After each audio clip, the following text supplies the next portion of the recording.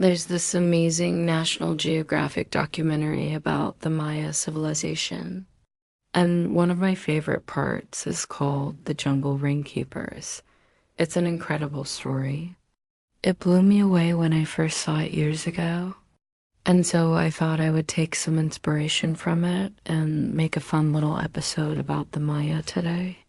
So let's imagine living deep in the jungle, hot and sticky all the time. You can hear the wind moving through the leaves overhead. Sometimes you see monkeys jump by. There are all kinds of sounds and smells, and you feel the sun warm on your skin. But there is also a downside to living in the jungle, because sometimes it rains. It rains very hard. The ground becomes a river and everything is slippery.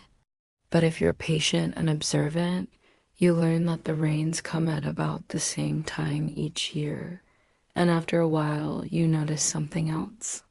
Whenever it does rain, the ground is thirsty. It sucks up the water right away. All the streams and rivers dry up quickly, leaving you with no clean drinking water for long periods of time. And there aren't any big rivers near you either, so what do? Well, the Maya people had a solution. They built quiet miracles deep in the jungle. They're called chultans. These are the bottle-shaped stone tanks that you see here. They're buried underground. Most of them are hidden from view. And each one acts like a giant sponge to catch every drop of precious rainwater during the storm, sucking it down into the ground and storing it deep inside. But there's more to the story than just filling up a bunch of holes. Look at this site here. Water flows from the temples and plazas. It runs across causeways and over bridges. It follows paths and drains off of the sides of pyramids. Look at how this water flows from the top of the Acropolis down into the reservoir below. Can you believe that?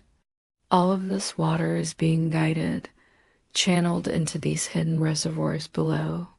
Here's what's really wild. Some cities, like the great city of Tikal, had enough water stored in their underground reservoirs to last several dry seasons. So you might be thinking, okay, they're collecting rainwater, big deal. That happens everywhere it rains, right? Well, no, not really. Not unless you build a system to collect it. This isn't just water flowing downhill. This is a carefully designed network, every drop counted. In fact, it was so sophisticated that in places like Palenque, the Maya even built elegant stone aqueducts. Instead of letting water just trickle down a hillside, they carved channels into blocks of stone. These channels were so precise that water could slide gently through them downhill without splashing or spilling. Can you imagine such a thing? No concrete, no steel, just stone, gravity, and vision. Their farms were built on layered terraces that acted like the fingers on cupped hands, holding rain like that. Across the lowlands, they built reservoirs big enough to water entire fields at once. They turned jungle storms into living systems. They took that energy from the sky and transformed it into life-giving water that made the forest bloom on purpose. How did they know how to do such incredible things? How did they turn rain into survival? Well, the story goes back thousands of years. About 2,000 years ago, the Maya people began to spread out across southern Mexico, Guatemala, Belize, and El Salvador. They thrived in the tropical forests, built great cities, and developed a complex culture with its own art, science, and math. And part of understanding their world was understanding water. They lived in a land of extremes, blazing heat, and torrential rains. And they learned to adapt. At first, they built simple houses raised above the ground. Then they constructed palaces and temples made of massive stone blocks. And as their cities grew, so did their understanding of water. They started building those underground reservoirs, the choltens. Each one is unique. Some are small, others are enormous. Some hold tens of thousands of gallons, others hold millions. And all around the Maya world, there are hundreds, maybe even thousands of these hidden water tanks. How did they build them? First, they dug a hole, then they lined it with stones. Some were carefully shaped, others were left rough on purpose. That's how we know who built them. The ancient Romans would shape their stones smooth, but the Maya left theirs rough. They wanted nature to do the work, not their fancy tools. Then they filled the holes with soil, and that created the perfect container for water. Not only did it store water, but it filtered it too. As rainwater flowed through layers of soil, sand, and rock, it became pure and fresh. And all around the Maya world, people used that water for drinking, cooking, and cleaning. But it wasn't easy to build these choltens. It took time and effort to dig the holes and mine them with stones. And it took knowledge to choose the right place, somewhere that would hold water, but not flood, somewhere that would filter it well, but not become stagnant. Some people think the Maya got this idea from the caves that dot the landscape. You see, the Maya built many of their early cities in caves. They carved homes and altars inside. They built ceremonial pools and even entire palaces underground. And while they were living in the caves, they noticed that water would trickle down through cracks in the ceiling. That's where they learned that water travels through the ground. It's never far from the surface. It just needs a little help to find it.